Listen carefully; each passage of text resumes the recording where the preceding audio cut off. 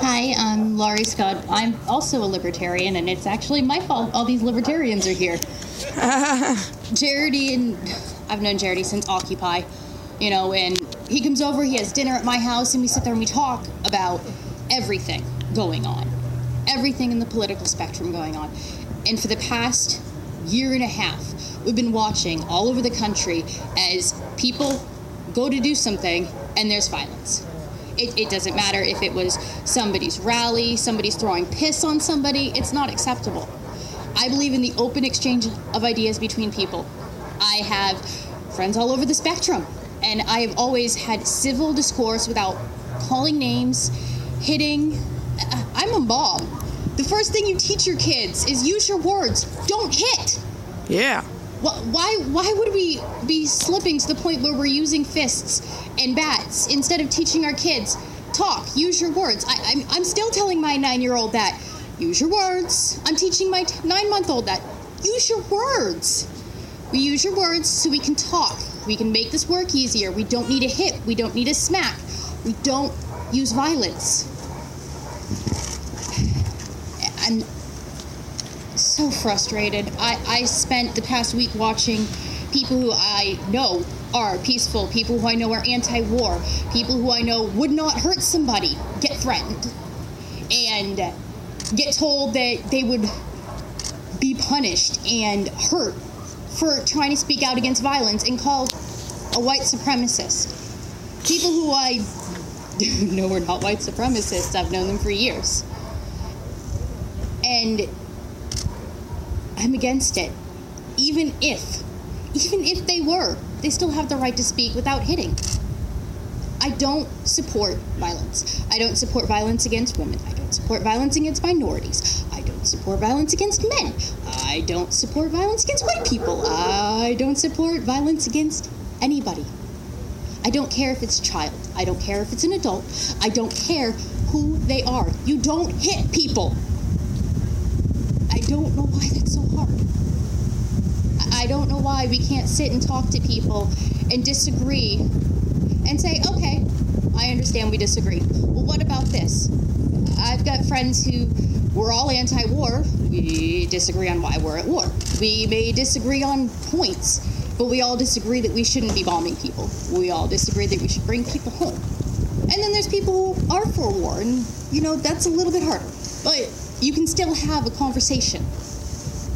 You can still discuss things and ideas without threatening people. The only time I believe words are actually violent is when you're threatening people. If your words are sitting there and you're saying, do what I tell you to, or I'm going to hit you, that's a threat of violence. That is violence. But if you're not actively threatening somebody and you're not hitting somebody, I don't consider it violence. Ideas are not violence. Words are not generally violence. Once again, if they're threatening, that's different. If I tell somebody I'm going to hit them, that's violence. If I tell them I'm going to throw them in jail, still violence, because I'm threatening. But if I'm not threatening, I'm not hurting you. Ideas don't hurt. Violence does. Yeah! And I don't know who's next. And that would be Alan Lowberg.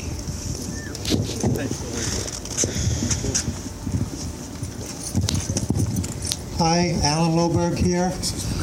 I wasn't going to come today. I was a political activist for 8 years, very active. I felt I did my bit. James, But the reason I'm here today is because Augusta. I heard a lot of people were not coming today because you all were here. Somebody was saying it's a And I didn't think that was a very good reason It's very cold to not come to a public rally mittens, with an open mic. all right, good. Thank you so much. No problem. But I do have to disagree with one of those speakers. I don't think political violence is a race thing. I don't think race caused it. I don't think white supremacy caused it. I believe it's politics. I believe it's our party system. And I want to prove it to you. the Patriot Act was passed several weeks after 9/11. Our do-nothing Congress, suddenly, both sides of the aisle, rushed to pass this sweeping legislation which gives sweeping powers to all agencies of law enforcement, enhanced surveillance. What's the other one? It changed police training. They've got this thing now that it's called interdiction. Police are trained to try to spook you, to see if you run. Then they know you must be guilty of something. Their training after 9/11 is so complex that it's driving the police crazy. On the flip side of that is, I refer to police training today as it's so complicated it goes beyond the general public's ability to even comply. They're saying things and doing things in such a way we don't know what they're doing, why they're doing it. We don't know what they're saying. We don't know how to comply. And look at the police murders that's resulted in the last 10 or 12 years. Back when I was young, we used to have this thing called police brutality. Sometimes with very little provocation, they would, beat you up, hit you with a baton. Today they shoot you. Well, what was my other point? That was another reason I didn't want to speak today, because I'm having trouble concentrating these days.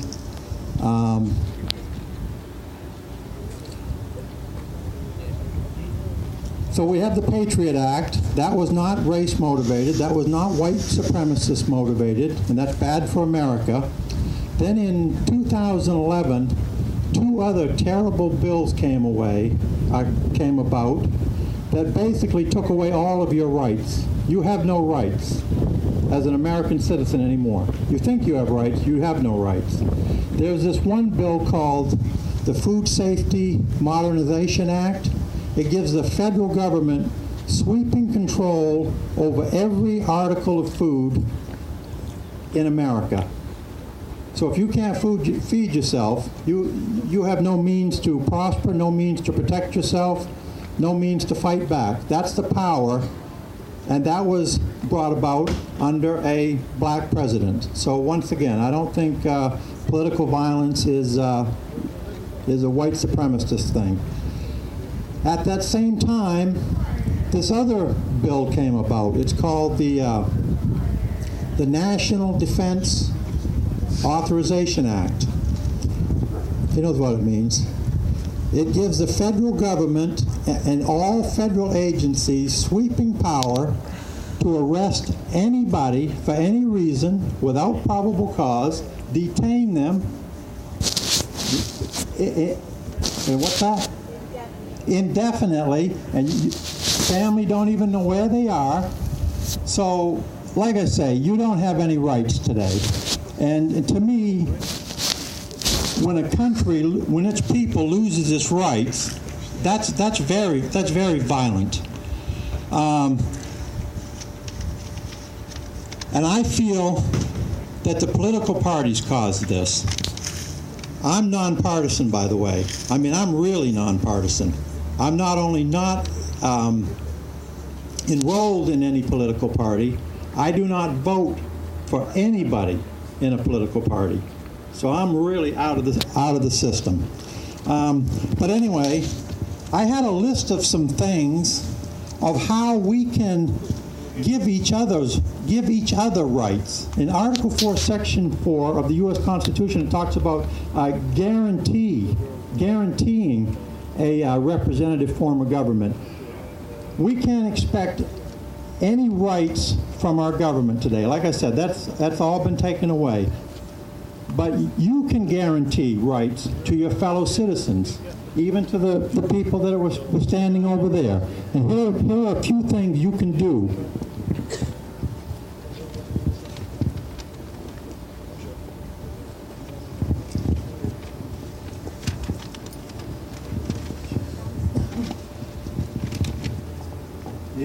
Need my glasses and everything else.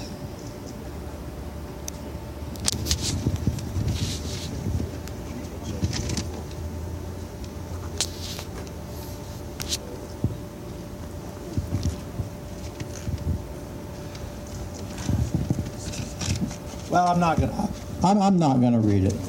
I'm just gonna ask you all just to be kind to each other, love each other. Yeah. Thank you.